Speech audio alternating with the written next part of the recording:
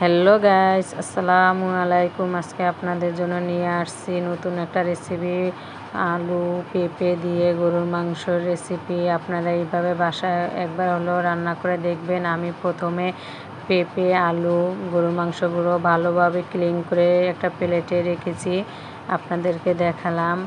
তারপরে আমি চুলায় একটা কড়াই দিয়ে তেল দিয়েছি, সাদা তেল আর কি। তেলটা গরমে আসলে 1 চামচ গোটা জিরা দিয়ে দিচ্ছি।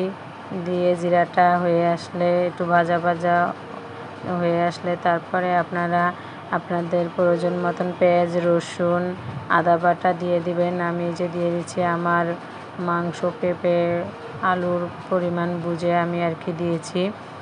এই যে 10 মিনিটের মতন ভালোভাবে এইভাবে রান্না করবেন, যে কাঁচা গন্ধটা চলে যায়, পেঁয়াজ, রসুন, আদা গন্ধ চলে গেলে তারপরে আমি এই জায়গায় তেজপাতা, লবঙ্গ, দারচিনি, এলাচ দিয়ে তারপরে আরও 5 মিনিটের মতন কষিয়ে আমি শুকনো উপকরণগুলো দিয়ে দিব।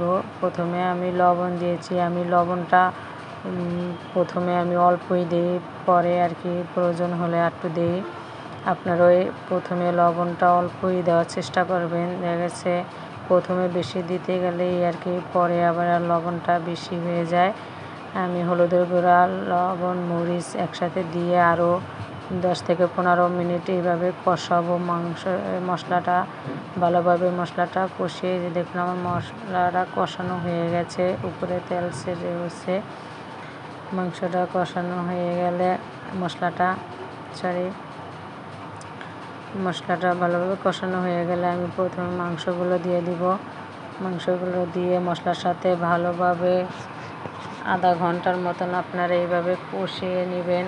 আর প্লিজ কে কোন জায়গা থেকে আমার রেসিপিগুলো দেখেন অবশ্যই কমেন্টে জানাবেন। আর আপনারা যদি কমেন্ট করেন আমার ভিডিও করতে ভালো লাগে, লাইক শেয়ার করবেন বেশি বেশি করে। এই যে দেখুন আমি মশলাগুলো মাংসর কষিয়ে নিয়েছি মশলার সাথে। দেখুন ভালোভাবে আপনারা দেখলে পুরো ভিডিওটা বুঝতে পারবেন। আমি এখন আর কি যেহেতু গরুর মাংস কড়াইতে দিলে আর কি সিদ্ধ হতে সময় লাগবে, আমি আর কি প্রেশার কুকারে দিয়ে দিচ্ছি, এই জন্য যে সময়টা একটু কম লাগে। আর আমি কড়াইটা ধুয়ে আর কি সামান্য একটু পানি দিয়ে দিচ্ছি, দিয়ে তারপরে আমি চুলায় দিয়ে দিব সরাসরি। এই যে দেখুন আমি একটু পানি আর কি অ্যাড করব, দিয়ে ঢাকনা দিয়ে তারপরে ডেকে আপনাদেরকে দেখাচ্ছি।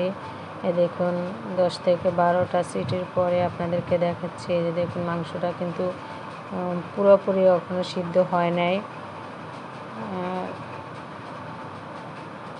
আমি এখন আর কি আলু আর পেঁপেগুলো অ্যাড করব। অ্যাড করার পরে আমি আর 4টা সিটি দিব, 4টা বা 5টা এরকম সিটি দিলেই কিন্তু আমার মাংসটাও সিদ্ধ হয়ে যাবে পারফেক্টভাবে, আলু পেঁপেও সিদ্ধ হয়ে যাবে। এই যে দেখুন আমার আলু, মাংস, পেঁপে কিন্তু সব সিদ্ধ হয়ে গেছে।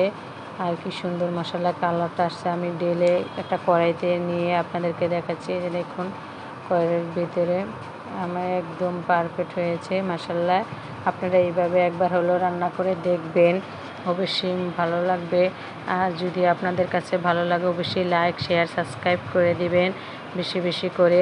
সবাইকে ধন্যবাদ জানিয়ে বিদায় নিচ্ছি। আল্লাহ হাফেজ। সবাই সুস্থ থাকুন, ভালো থাকুন। আল্লাহ হাফেজ।